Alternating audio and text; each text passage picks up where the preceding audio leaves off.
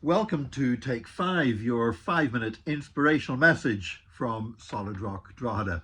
My name's Nick Park, and in the run-up to Christmas, I'm taking us through a series of little 5-minute messages where we're looking at different parts of the Bible, talking about Christmas. Not the parts of the Bible we normally use when we talk about Christmas. I'm not talking about the passages about in Luke and Matthew about the shepherds and the wise men and all of that stuff. I'm not even talking about those prophecies that we normally use from Isaiah about his name shall be called Wonderful Counselor, etc.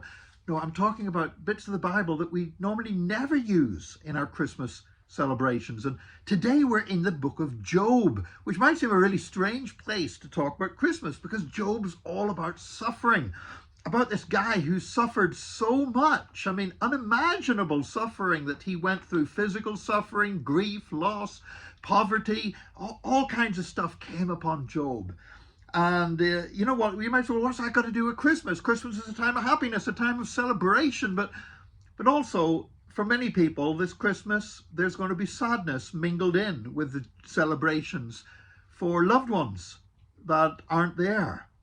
I know in our house, Janice's mother, Ivy, was always at the heart and the center of our Christmas celebrations. And she went to be with the Lord just a couple of months ago. And we miss her so much. We're going to miss her at Christmas. And even with all the celebration and the joy, there's probably still going to be a few tears there at Christmas. But here's the thing about the book of Job. The book of Job is not just about suffering's terrible. It's not just saying about God helps you in your time of suffering. It's saying that God has a real answer to all of our suffering. And that answer was that God himself would come and stand on the earth in human form. In Job chapter 19, verses 25 to 27, Job says this: "For I know that my Redeemer lives, and he shall stand at last on the earth. And after my skin is destroyed, this I know, that in my flesh I shall see God, whom I shall see in myself, and my eyes shall behold, and not another. How my heart yearns within me." Now, we often talk about how those verses are about the resurrection and about Job would be there in a new body and you know, the power of the resurrection, that his Redeemer will live again after being crucified and so on. But it's also to do with the incarnation, because this is impossible. It's impossible for Job to have the resolution to all of his suffering without his Redeemer standing on the earth, without God coming in human flesh.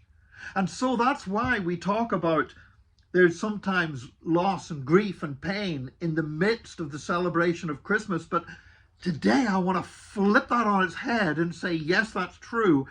But in the midst of all of our loss and grief and pain at any time of the year, there's the answer of the Christmas story. There's the answer that the only true way to face our pain, our loss, our bereavement is to remind ourselves that God has come and stood upon the earth. That God has come in human flesh through the incarnation of Jesus Christ. And that we will see him, and because he came, we will be resurrected. And no matter what suffering we go through, we will stand before him and behold him. And Job said, "And my heart yearns within me for this." The book of Job ends with something that actually resembles a family Christmas celebration, and God restores blessings, and Job's family came and they all came together and they exchanged gifts and they celebrated the goodness of God even after all the suffering that they'd been through. And even though there was still, you know, God gave Job more children, but he still had grief for the ones that had died. And yet he was able to celebrate in that because he was looking forward to that day when his Redeemer would stand upon the earth. And today we still look forward to the return of Christ. We look forward to our resurrection, but we stand upon the accomplished historical fact that Job's Redeemer and your Redeemer and my Redeemer came and stood upon the earth because of the incarnation of Jesus. God bless you today. Join us again tomorrow for another Take 5, your 5-minute inspirational message from Solid Rock Drogheda.